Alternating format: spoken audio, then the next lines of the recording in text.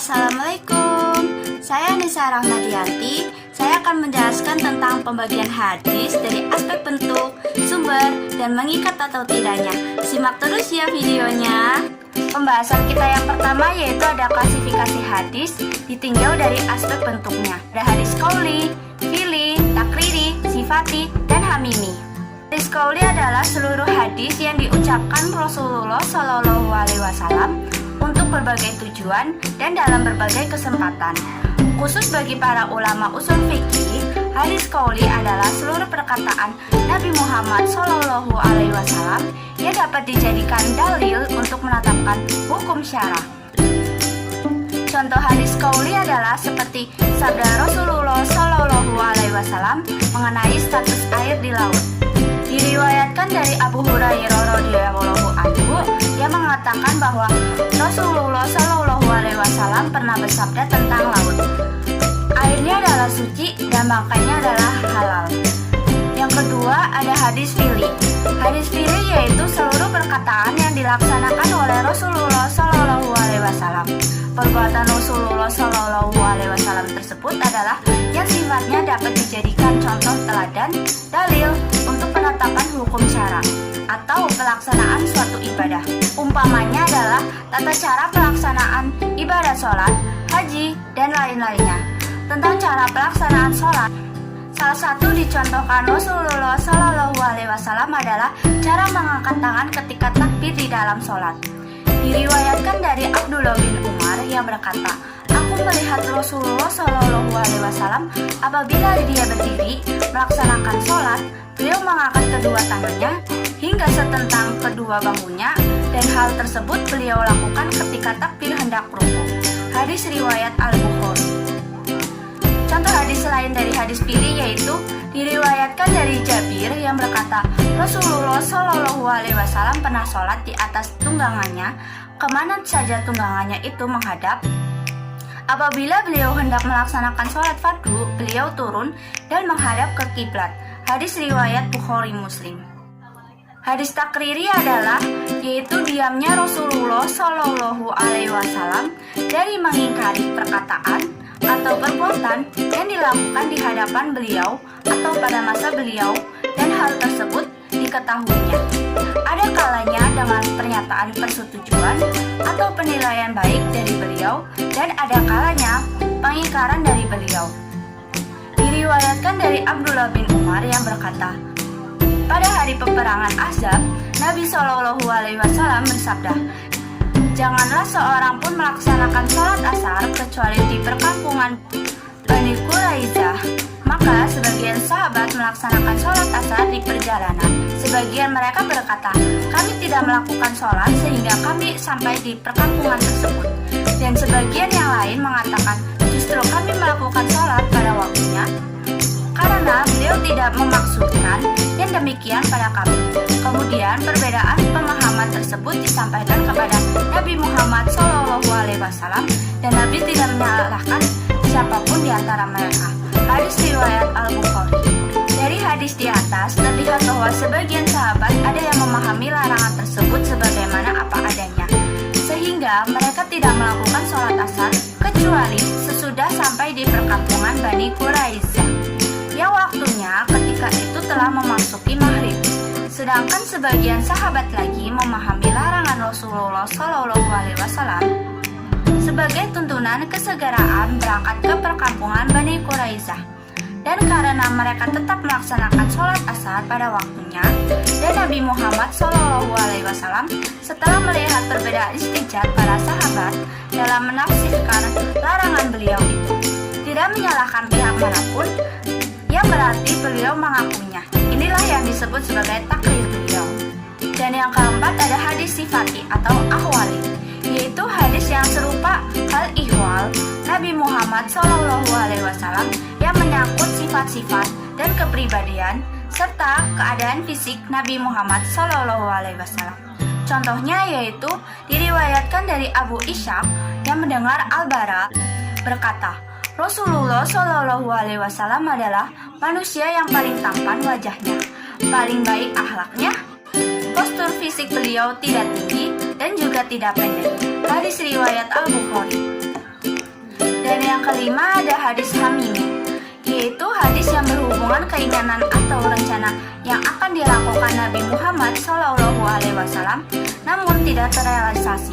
Contohnya yaitu keinginan beliau untuk berpuasa tanggal 9 Asyura. Diriwayatkan dari Abdullah bin Abbas, ketika Nabi Muhammad SAW berpuasa pada hari Asyura dan memerintahkan para sahabat untuk berpuasa, mereka berkata, "Ya Rasulullah, hari ini adalah hari yang diagungkan oleh Yahudi dan Nasrani." Rasulullah SAW kemudian bersabda, "Tahun yang akan datang, insya Allah, aku akan berpuasa pada hari yang ke-9. Hadis riwayat. Pembahasan kita yang kedua ada klasifikasi hadis ditinjau dari aspek sumbernya. Ada hadis qudsi dan hadis nabawi. Klasifikasi hadis nabawi ditinjau dari aspek sumbernya. Ada hadis marfu, ada hadis mauquf, dan hadis maqtu. Hadis marfu. Marfu merupakan isim marfu'al dari kata rafa atau mengangkat atau meninggikan. Lawan dari kata wadda yaitu meletakkan sesuatu. Dinamakan dengan marfu karena ia dinisbahkan ke pemilik kedudukannya yang tinggi yaitu Nabi Muhammad SAW. Hadis marfu adalah setiap hadis yang disandarkan kepada Nabi Muhammad SAW, baik berupa perkataan, perbuatan, dan ketetapan. Contohnya yaitu diriwayatkan dari Abdullah bin Amr, dia berkata, Rasulullah SAW bersabda, "Orang-orang yang memiliki kasih sayang akan disayangi oleh Ar-Rahman atau Allah Subhanahu wa Ta'ala. Berkasih sayanglah terhadap yang ada di bumi, niscaya yang di langit akan menyayangimu." Hadis riwayat At-Tirmizi. Yang kedua ada hadis mauquf. Mauquf merupakan isim maf'ul dari kata waqafa atau berhenti.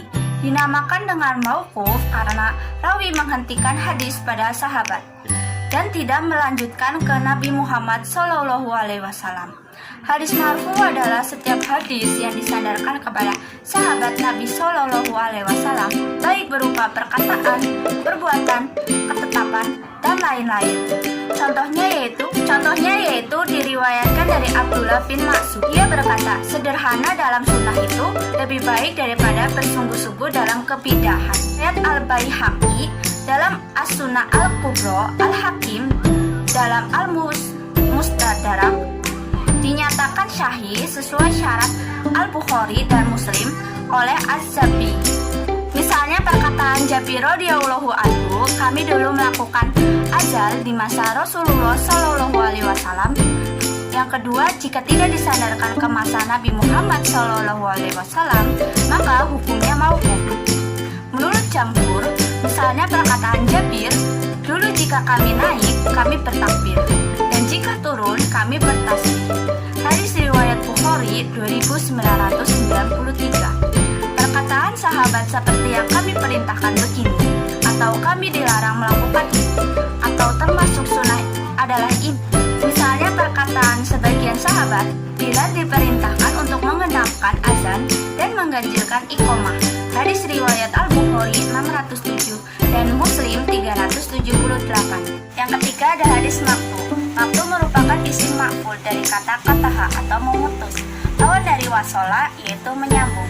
Hadis maqtu adalah hadis yang disandar kepada murid sahabat atau tabi'in dan yang setelah mereka, baik berupa perkataan, perbuatan, dan lain-lain. Perbedaan hadis maqtu dengan munqati. Yang pertama, maqtu adalah sifat matan, yaitu matannya disandarkan kepada tabi'in atau yang di bawahnya. Sedangkan munqatin pada sifat sanad. Kabar maqtu bisa saja mutasil, tetapi mutasilnya hanya sampai tabi'in. Sedangkan jika munqati berarti sanadnya tidak mutasil dan ia tidak ada hubungannya dengan matan.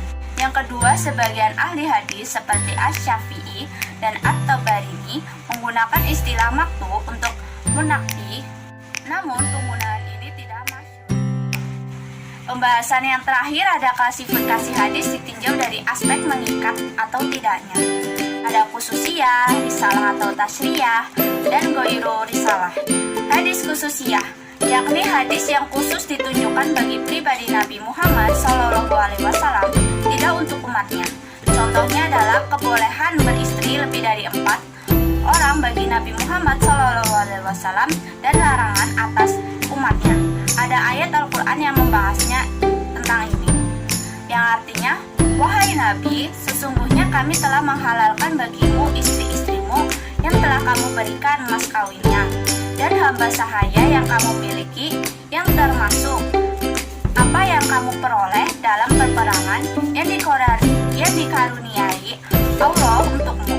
Dan demikian pula anak-anak perempuan dari saudara laki-laki bapakmu, anak-anak perempuan dari saudari perempuan bapakmu, anak perempuan dari saudara laki-laki ibumu, dan anak perempuan dari saudara perempuan ibumu yang turut hijrah bersama kamu, dan perempuan mukmin yang menyerahkan diri kepada Nabi Muhammad SAW kalau Nabi mau mengawininya, sebagai pengkhususan bagimu, bukan untuk semua orang mukmin. Quran Surat Al-Ahzab ayat 50. Selain firman Allah, ada beberapa hadis Rasulullah SAW, antara lain yaitu dari Qais ibnu Al-Harits radhiyallahu anhu. Ia berkata, saya masuk Islam, sedang saya telah memiliki istri 8. Lantas saya menghadapi Nabi Muhammad SAW dan beliau bersabda, pilihlah dari mereka 4. Hadis riwayat Abu Dawud. Hadis yang kedua ada hadis risalah atau tasriyah. Hadis risalah adalah hadis yang disampaikan Nabi Muhammad SAW dalam posisinya sebagai Rasul sehingga wajib ditaati, seperti hadis tentang berita-berita gaib, syariat-syariat Allah, dan ketentuan-ketentuan ibadah. Sifat dari hadis risalah ini adalah tetap atau sabit dan tidak berubah-ubah, syarat dengan nilai-nilai universal. Yang ketiga ada hadis ghairu risalah atau tasriyah.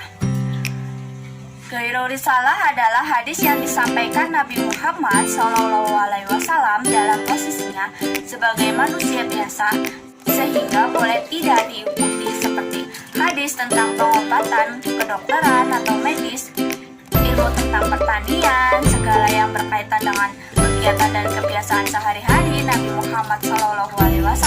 Hadis yang ketiga yaitu ada hadis ghairu risalah atau tasriyah.